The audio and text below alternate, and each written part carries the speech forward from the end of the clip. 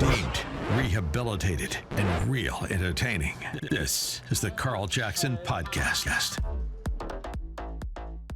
Hey, welcome to Monday's edition of the Carl Jackson Show podcast, your daily dose of objective truth in a world of confusion and lies.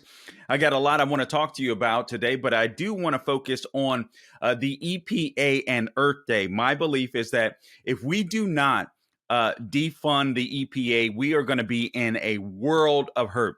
I believe that the EPA and the man-made climate change hoax is nothing more than a way to control people and redistribute wealth, as well as make some of our elites in America even richer than they already are. And I think we need to stop this nonsense. I don't want to stop talking about this. I do believe that besides Obamacare, this is one of the fronts that Republicans have to get in front of. We've got to talk about it. We've got to stop it. We've got to reverse it. We've got to roll some of this stuff back. It is a lie. It is a myth that there is an existential threat to America and to the world posed by carbon dioxide, and I want to get into that. There are some other news stories that we'll touch on briefly. Biden's poll numbers reveal a majority of Democrats do not want him to run in 2024. I'll tell you quickly why that does not matter. The Democratic voters don't get who their party is nowadays. Governor Newsom sends National Guard to San Francisco to help with the fentanyl problem. I guess he didn't want to just call the White House and tell them to seal the freaking border. So we'll talk about that. Did you guys know that Obama, Bush, and Clinton have started an NGO to fly migrants into the U.S.? And that's just when the U.S. dollar has fallen 7.4% just since November. We're talking about that and more on this edition of the Carl Jackson Show podcast. Stay tuned for some quick program messaging, and we'll be right back. All right, welcome back. Guys, please remember to follow me wherever you go to get your podcast or subscribe. We are on wherever you go to get your podcast, please subscribe. But we're also on YouTube. We're also on Rumble. If you would subscribe there, The Carl Jackson Show is where you can find us, and I would certainly appreciate that. Also on social media, Instagram, Twitter, Facebook, Getter, True Social. You can find us there at The Carl Jackson Show. We certainly would appreciate it. I want to talk to you quickly about a movie that's going to inspire you. And Lord knows we need some inspiration with all of the chaos that's going on in the world. But I want to talk to you about Pardoned by Grace. This is from the makers of Graham Family Films. There comes a powerful and inspiring true story that's going to touch your heart and renew your faith. Introducing the movie Pardoned by Grace. It's the incredible journey of Scott Heiberger. He's played by Joey Lawrence, a convicted criminal turned prison minister who defies all the odds and receives an unlikely pardon to continue his ministry on the outside. Featuring Grammy Award-winning singer and songwriter Michael W. Smith as Heiberger's pastor, Pardoned by Grace showcases the transformative power of redemption and the boundless reach of God's love and mercy. You can watch Pardoned by Grace on Salem Now. And when you purchase a copy at salemnow.com, a portion of those sales from the DVD will be donated to Scott Heiberger's nonprofit prison organization, which is called Behind the Wire Ministries.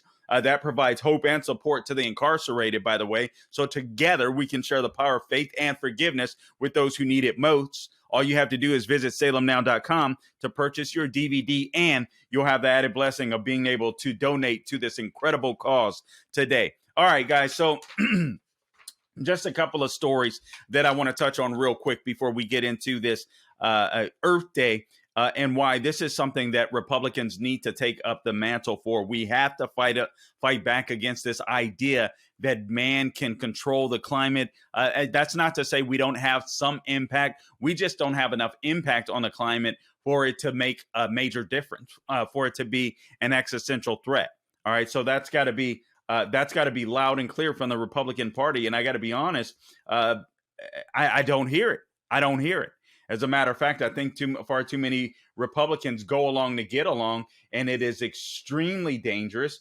And the left will use it as a way to control us. So I want to talk to you about that because I think it is very important. And I know there's a lot going on in the news, but bottom line is we can talk about the news stories all day long. If we don't stop the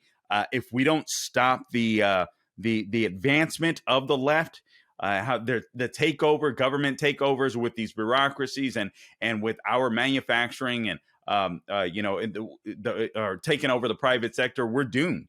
We're doomed. And not enough Republicans are talking about this. So some of the stories that I mentioned here, you guys may have heard the news, and I'm going to tell you why it doesn't matter. But Biden is considering a run for the presidency again. Guys, he's got to run for the presidency. First off, Democrats don't really have anyone. They'll have to rely on Kamala Harris. I think that if he runs, if he were to win, and don't minimize that. I know a lot of people are sitting there thinking, oh, there's no way he can win. Man, let's not take anything for granted. We didn't do as well as we thought we should have done in 2020. Conservatives, constitutionalists, Republicans, we didn't do near as well as we thought we'd do in 2022, even after experiencing Biden totally destroying the nation. But the truth of the matter is, we did bad. We did horribly. The Republican movement, the conservative movement did horribly.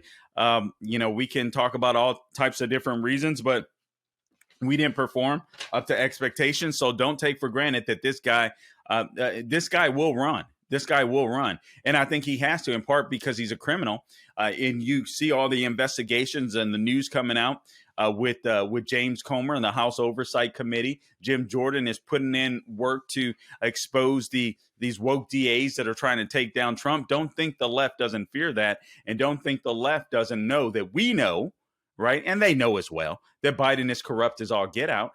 So why not run for the presidency to try to cover up your family and pardon them if need be? But here's the story. President Biden's poll numbers reveal the majority of Democrats don't want him to run in 2024. Joe Biden's struggles in the polls, according to townhall.com, are no shocking news. He's been drowning since day one of his presidency, and liberal news outlets are being forced to admit it.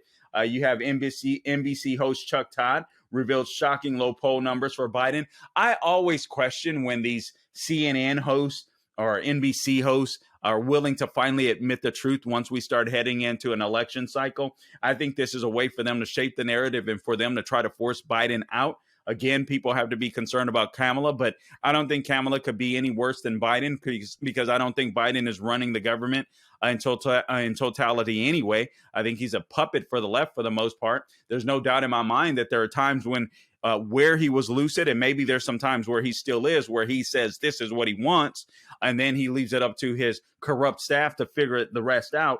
But don't think for a minute this guy won't run. And Democrats really don't have anybody. Gavin Newsom, I know he looks better than Biden, but he's not that bright. And he's destroyed the state of California. This doesn't necessarily matter to Democrats, though. Sometimes a bad record is a record for what's that? How do they say it? When it comes to Democrats, basically failing is a resume enhancement. So that could be true when it comes to Gavin Newsom. I'm looking at the screen here. So NBC host Chuck Todd revealed shocking low poll numbers for Biden, reportedly seeking a second term. 53% of voters who supported Biden in 2020 say that the president shouldn't run again. 76%. That's a pretty good number. Wow. All right, so that's a pretty good number. 53% of voters who supported Biden in 2020 say that he shouldn't run again. 76% of voters under 35 believe Biden should not run in 2024, while only 41% of Americans think Biden, the 80-year-old should let new leadership take over. All right, according to some RNC research and NBC poll, among Democrats, 53% of 2020 Biden voters say he shouldn't run. Again, 64 Democrats say of Democrats who voted for Sanders or Warren in the 2020 primaries thinks he shouldn't run, and 76% of voters under 35 thinks he shouldn't run. Okay, so basically I just repeated what Town Hall said. I summarized it there. Here's the deal. I don't think it matters to the left. You just consider what the left is trying to do. They're trying to transform America. They really don't care about what their voters think. If they cared about what their voters think, they would have allowed Bernie Sanders to win the primary over Hillary Clinton in 2015. They simply don't care. If they cared about what their voters thought, they wouldn't have placed Biden in the White House in the first place. Their goal, or the Democratic goal, it's not about serving the people. It's about ruling the people, including their own voters. So many of their own voters are useful idiots for the cause. So just keep that in mind. Oh, this is another news story that I just think is important. ISIS is rallying to Afghanistan to grow their terrorist organization. They saw that debacle that occurred with Biden and the withdrawal from Afghanistan, leaving a lot of our military equipment behind. These terrorist organizations feel emboldened under the Biden presidency, and you better believe they're going to make a comeback. That's what those people do, and that on that side of the world, that's simply what they do. A lot of evil, sick people. ISIS being one of them. We thought we had stumped out ISIS for the most part, and we did. As a matter of fact, with Trump, you got to scare these people into submission. And that's what President Trump did. I think Obama said it would take a decade or 25 years to stump out ISIS. Trump comes in and he stumps them out within a few months just by unleashing our military and allowing our military to go ahead and smoke these fools. But now with Biden in the White House, it's no wonder that ISIS is feeling emboldened. So it's a scary thought. Obama, Bush, and Clinton have started an NGO to fly migrants into the U.S. I want to read you a little bit of this story because I'm sitting here thinking, yeah, of course they have. This is how they work. Sadly, I wish I were surprised. Unfortunately, I'm not. If I do have the story in front of me, here it is. All right, so let me just click on this real quick. Obama had to adjust the news. American Express, Global Business Travel, and Welcome.us have reportedly teamed up with former Presidents Obama, Clinton, and George W. Bush. Bush's non-governmental organization called Miles for Migrants. They're going to fly migrants to communities all across the U.S. Oh, this is unbelievable, man. This is unbelievable. I feel so duped by George W. Bush. I really do. When it came to wartime and being attacked, I thought he was a good wartime president. But now as more truth leaks out, you start to wonder about that. All of these things, America just doesn't fight to win. Unfortunately, it appears as though we do have this military industrial complex where they're not interested in winning wars. We go and we figure out. Let me not go any further. I'll just continue to read this story. Welcome.us is an NGO that was initially launched to work with President Joe Biden's administration to facilitate some of the 85,000 Afghans who came into the U.S. who weren't vetted, by the way, in 2021 and 2022, at least at the time, after the debacle created when the U.S. evacuated from Afghanistan. All right, so Welcome.us is also linked to billionaire George Soros' Open Society Foundation. That's comforting, through some of his board members sitting on their National Welcome Council. Unbelievable. Now, Miles for Migrants and American Express Global Business Travel are reportedly teaming up with Welcome.us, and they're raising money for migrants from Cuba, Haiti, Venezuela, Ukraine, and Nicaragua to be flown into communities all across the country. Donations are needed, quoting, to fund the flights for newcomers to travel to the U.S. Those forced to flee often leave behind all but what they carry, according to the organization, and the cost of international travel can be prohibitive. Welcome Connect Travel removes the cost of travel as a barrier for both sponsors in the U.S. and displaced families they are supporting through humanitarian sponsorship. This, according to Miles for Migrants, the NGO that Obama, Bush, and Clinton are I guess helping to run. These are nothing but globalists. Guys, right now, another story reads, the U.S. dollar falls 7.4% since November. Obviously, the Treasury Secretary has been raising the interest rates. There was no need to raise the interest rates. You guys might recall this, that when Trump was in, inflation was relatively low.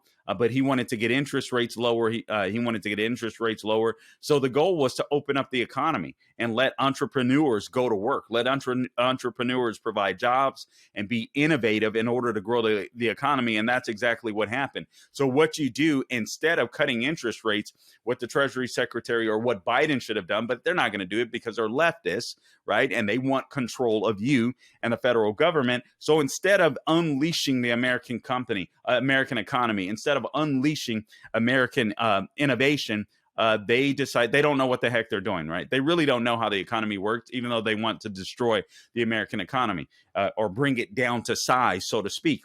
But they don't know how the economy works. So we would have been much better off if Biden would have just said, you know what? American ingenuity just needs to go to work. We need more goods. We need more services in order to soak up some of those dollars that are out there in order to cure inflation.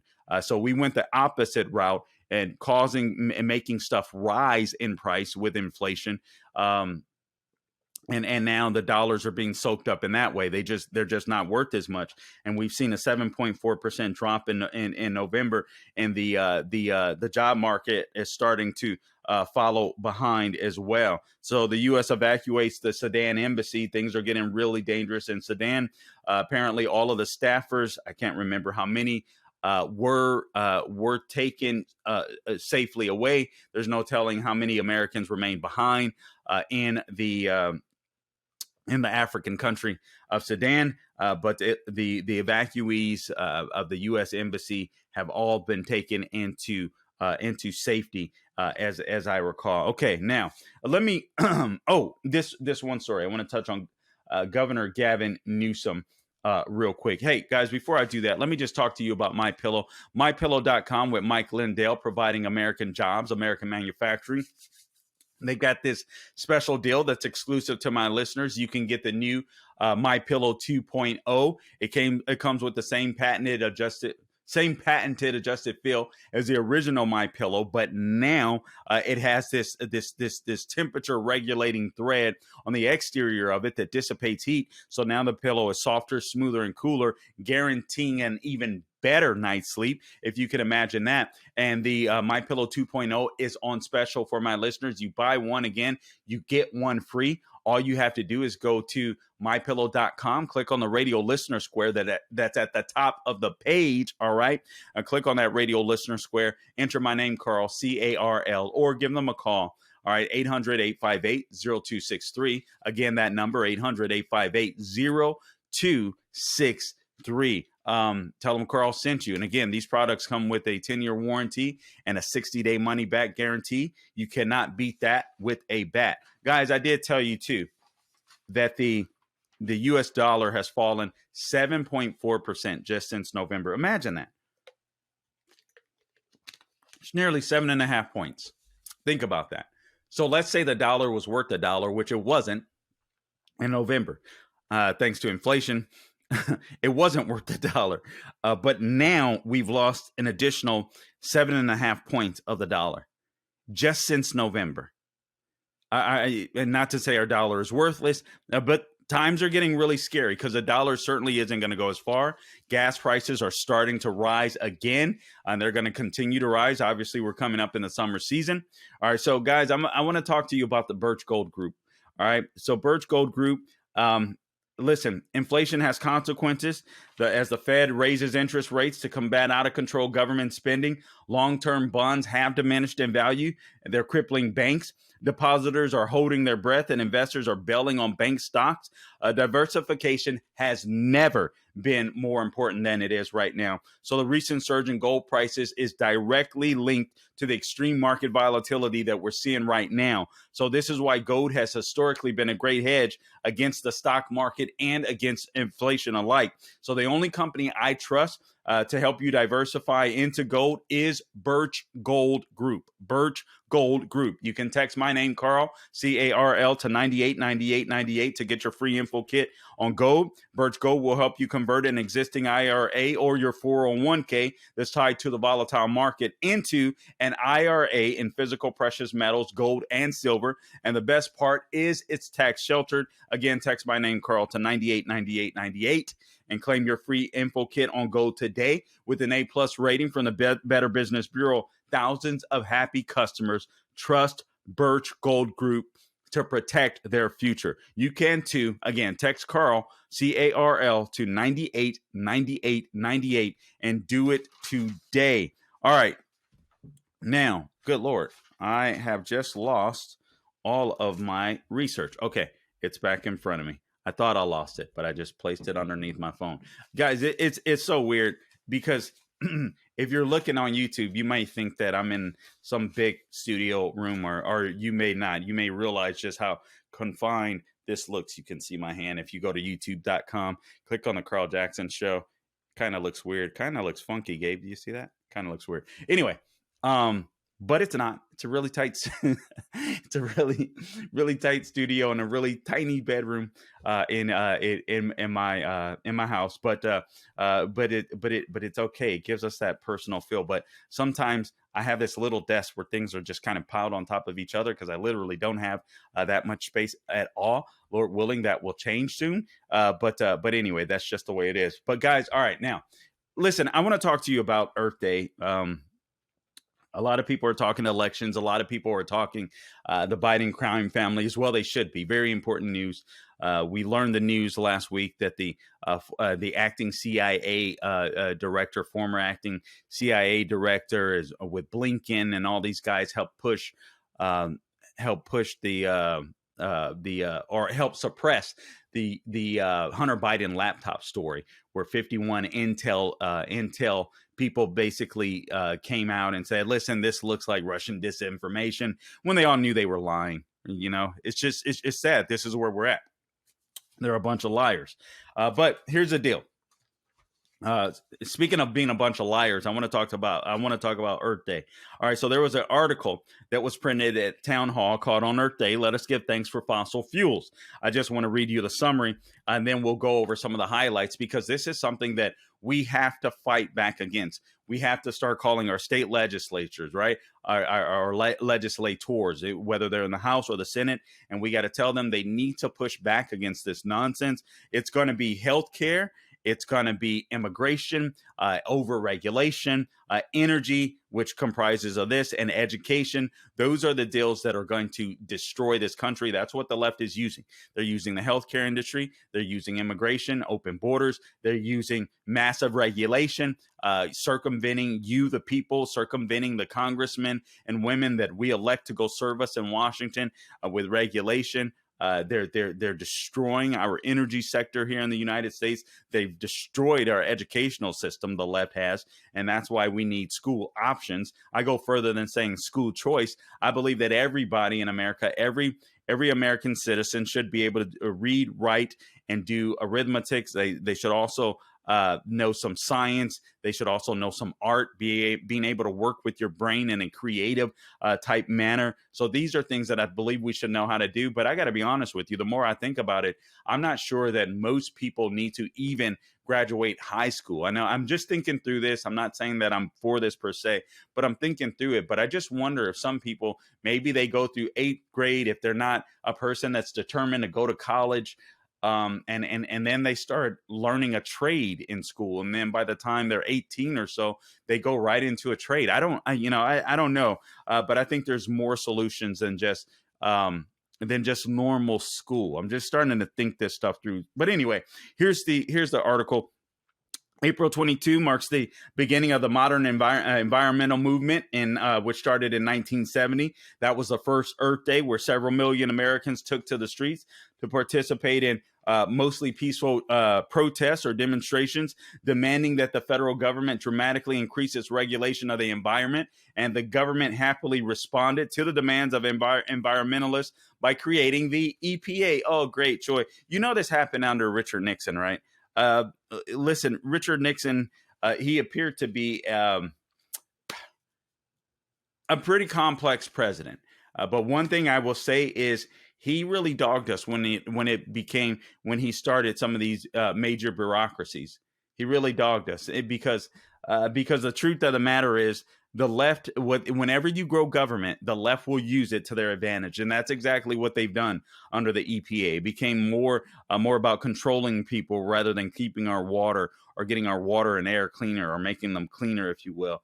And they granted the EPA a bunch of sweeping powers. So Earth Day every year is the occasion for a wide range of events, each designed to organize to raise what the radicals, if you will, or radical environmentalists refer to as environmental consciousness, quote unquote, and all with the stated central theme. So this year's theme stressed the need to invest in our planet, quote unquote.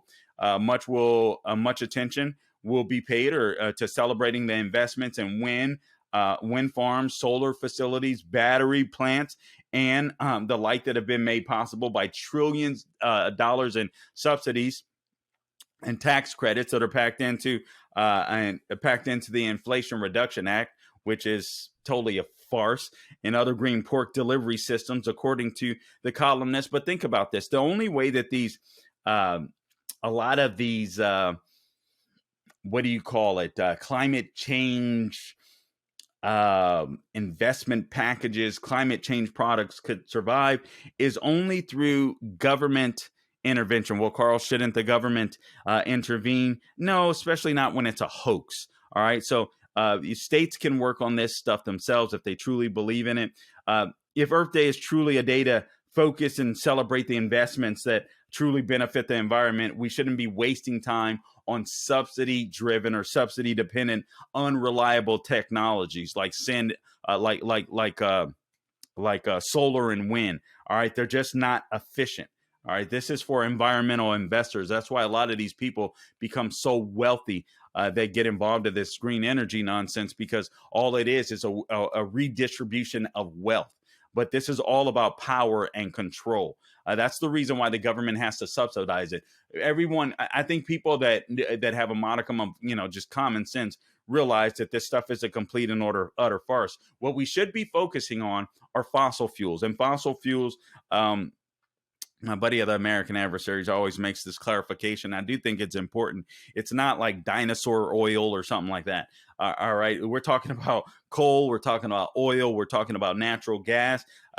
So you have to forget, or don't forget, what life was like before fossil fuels. So these radical environmentalists, these extremists, want you to get rid of fossil fuels. But again, go back to what life was like. So life was defined by severely limited and productive work done by man and their animals, or women and their animals, but mostly farmers and their animals, men and their animals, and what they could perform. The work had to get done before or during daylight hours, before night. If there wasn't any warm weather, they were done. So unreliable wind-driven grain mills and selling ships were only functional when the weather cooperated. That's what the left wants us to go back to. That is a regression, right? And I'm going to tell you shortly how all this stuff, EVs included, are actually doing more damage to the environment that the left would allow you to believe. So remember, back in the day, homes used to be lit by candles, or they had to kill whales. They used whale oil in order to light up their homes. To heat their homes, they used animal dung, or they had to do a lot of deforesting. Basically, they had to chop up a lot of wood. Streets and lanes were filled up with piles of nasty animal feces and waste all over the place. Animal dependent transportation was slow and hard and arduous. Very few people ever had the means to travel much beyond the place of their birthplace. So this is what used to transpire before ICE vehicles, before we started using fossil fuels. Fossil fuels changed everything. Fossil fueled machines are what ignited the Industrial Revolution and brought an explosion of economic activity and innovation as well. So electricity at the time, supplied on a continuous basis by fossil fuel generators, cleaned the air in our homes, and they gave us control of the workday. Why would we want to go back? Why would we want to go back? We didn't have to kill whales. We didn't have to strip forests anymore. Once we started using fossil fueled machines, why would the left want us to go back? I submit that it's all about controls. And fossil fuels, though they do emit certain pollutants, those pollutants or emittents are easily controlled and have been reduced to amounts that are vanishingly small or harmless to our human health and the environment. All right. So this idea that carbon dioxide is an existential threat is just a complete and utter lie. You do realize that you breathe out carbon dioxide, right? We used to learn about this in science when we actually taught science in our public schools, that carbon dioxide was a blessing. Why? Because carbon dioxide, you breathe it out, you get photosynthesis, you have plants and trees and the greenery that grows as a result of carbon dioxide. If you got a lot of carbon dioxide that goes into the atmosphere, it seeps up and eventually dissipates, and the atmosphere takes care of itself. Why? Because that's the way that God created it.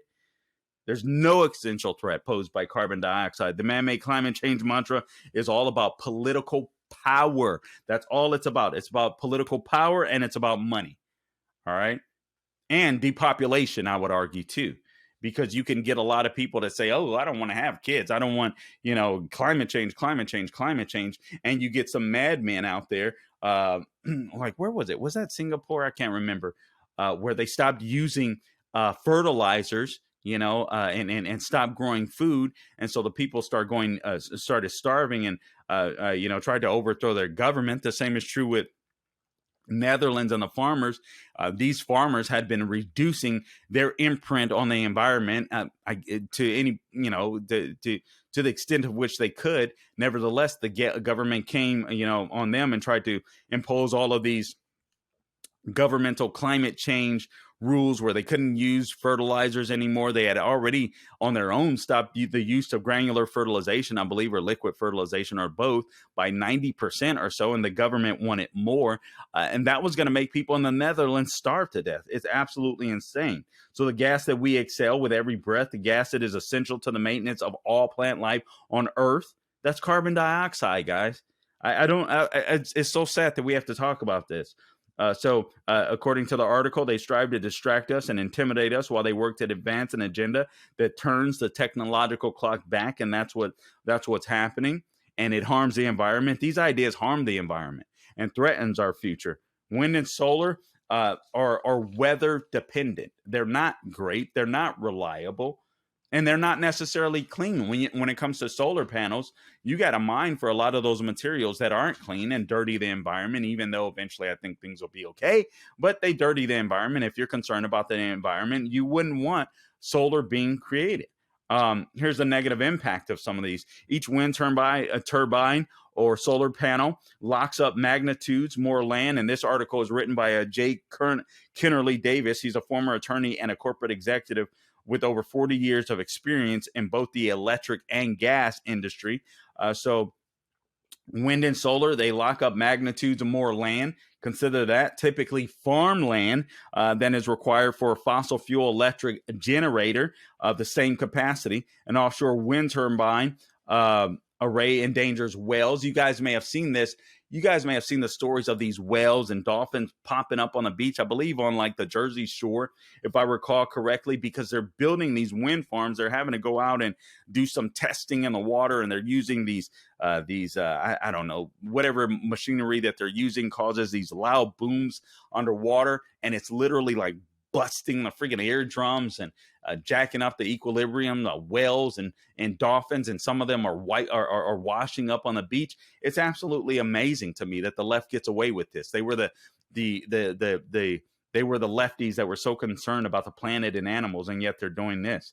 All right, but another thing that it's impacting, it says here, an offshore wind turbine beyond the whales limits the maneuverability of Navy vessels and commercial vessels as well. Also, most of the minerals are mined in foreign lands that are destroying the environment, like China. Guys, all of this is worthless. China isn't participating in this nonsense. India isn't participating in this nonsense. All of this stuff is worthless. Frankly, I think it's a little worthless even with their participation. But it's just funny. These institutions, these countries aren't going to do a doggone thing about it. Why? Because fossil fuels are cheap and efficient, and you can figure out ways how to run them cleanly. And that's exactly what we were doing. But the left saw that they were losing their grip on this man-made climate change nonsense, and I think they had to double down. And this is why I don't believe they care whether or not if you're a Democrat voter, like Biden or not. It doesn't matter to them. It's all about power. And eventually with the left, with it being all about power, they're going to determine who the president is. You're not going to have a say in that. All right, now, another article, daily emissions, from the Daily Signal. Emission-free electrical vehicles are a fantasy. So by 2032, Biden and these left-wing extremists, these environmental extremists, want us all on electrical vehicles. So the administration is insisting that this mandate will reduce climate change, but the fact is it won't. When adding up the emissions required to produce and power batteries of EVs actually create more carbon emissions than gas-powered cars. So there's a new proposed regulations on automobile emissions from the EPA. All right, so I can't stand the EPA. I think if you want to save the planet, you need to get rid of the EPA.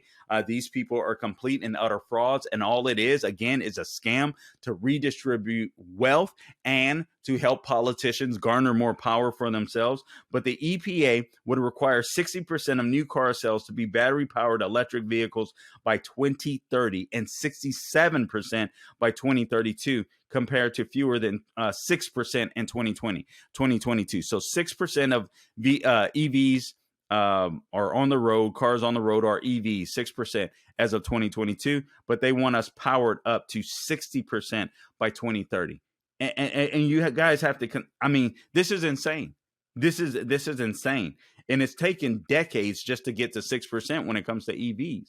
They're a complete and utter joke. Now, I understand the Teslas may be fun and fast and all that kind of stuff. I'm just not into them. And I believe that we should have choices, and we can build ICE vehicles more cleaner. But that presumes, but I don't even accept the premise. I don't accept the premise of the left that that our air was so dirty and our water so nasty. If so, we can clean it, and we did do that. Actually, we did do it during Trump's era. The rationale behind the EVs is that they produce fewer carbon emissions than, again, ICE vehicles, cars with internal combustion engines, and it's just simply not true. And the argument is, obviously, the emissions contribute to man-made global warming. Global warming poses this threat to mankind.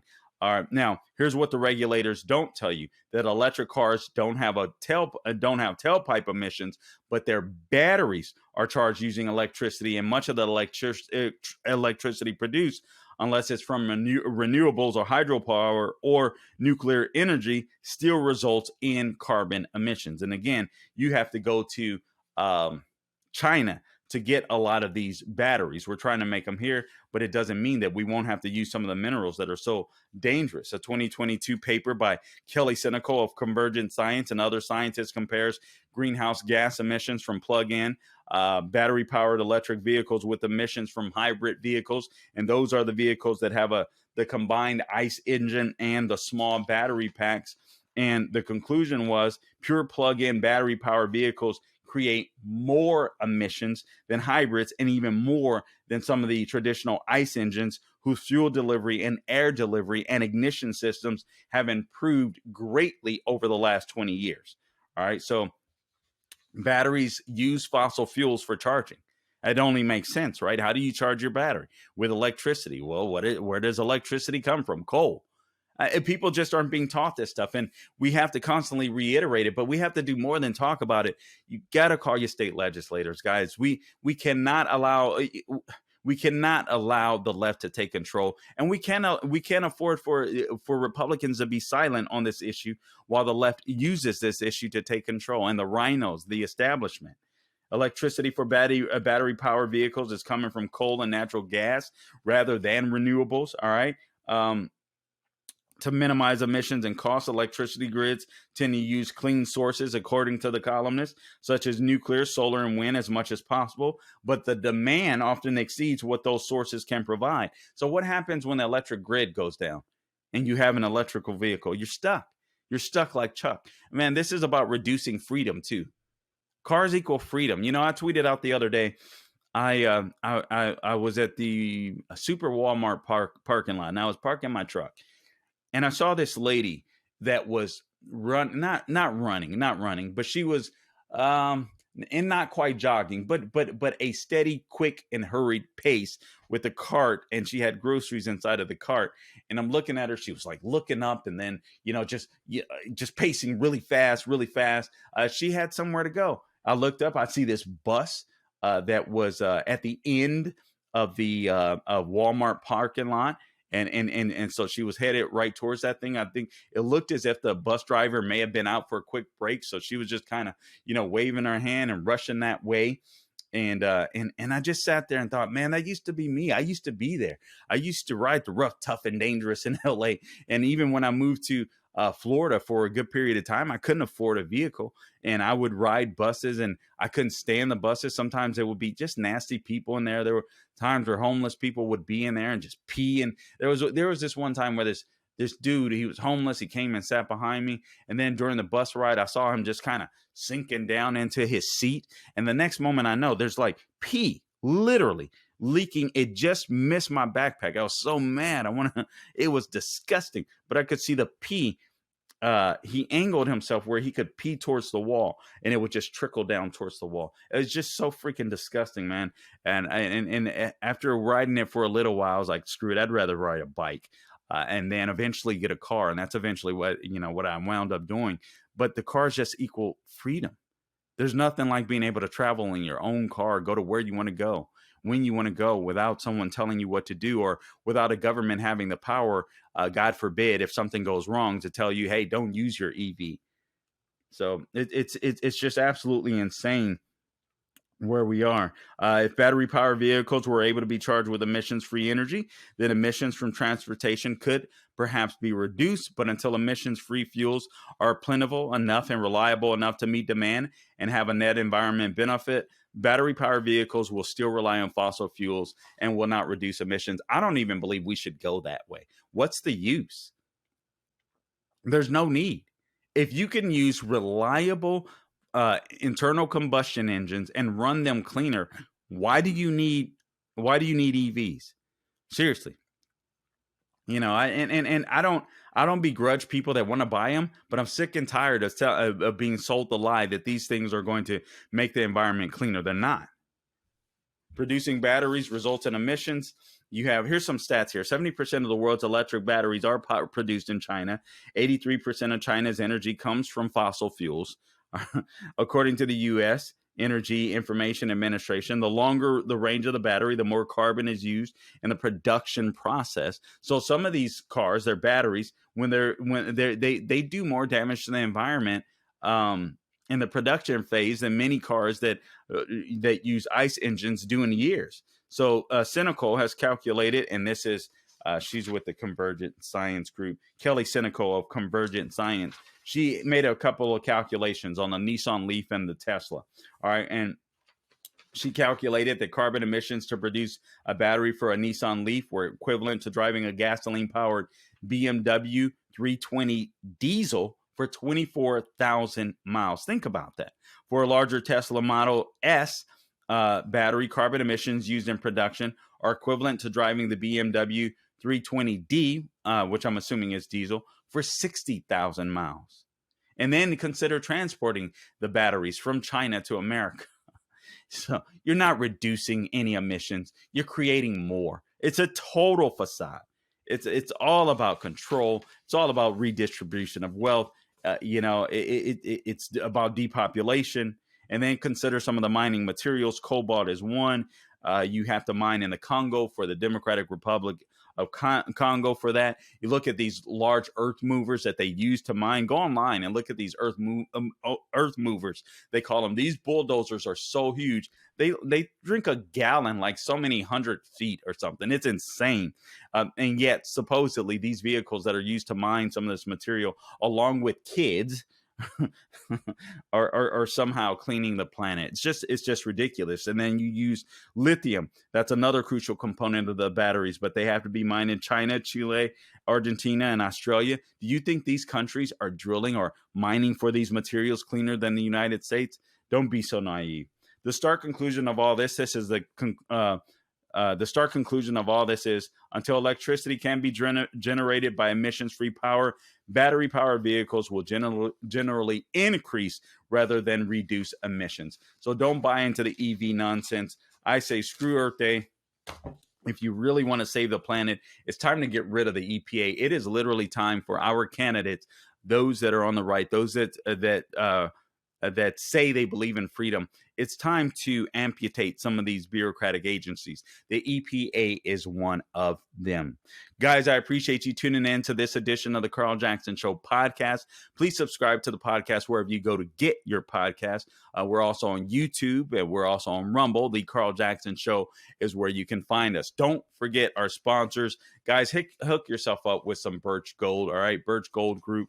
Text Carl to 989898. CARL is my name. Take advantage of the MyPillow offer. All right, the new MyPillow 2.0, buy one, get one free offer. All you have to do is go to mypillow.com, click on the radio listener square, use my name, Carl, and you will get a free. When you buy one, you will get a free MyPillow 2.0 that's even softer, smoother, and cooler than the original. Or give them a call, 800-858-0263. And don't forget to go see Pardoned by Grace. God knows we all need some inspiration, all right? So go check out Pardoned by Grace. You can buy the DVD, actually, salemnow.com, salemnow.com, salemnow.com. And portions of the proceeds will go to help out Behind the Wire Ministries that provides hope and support to the incarcerated. So you got some great sponsors sponsoring the podcast today. And we have some great viewers, obviously. So God bless you guys, all right? So until next time, do not grow weary doing good. And again, God bless you.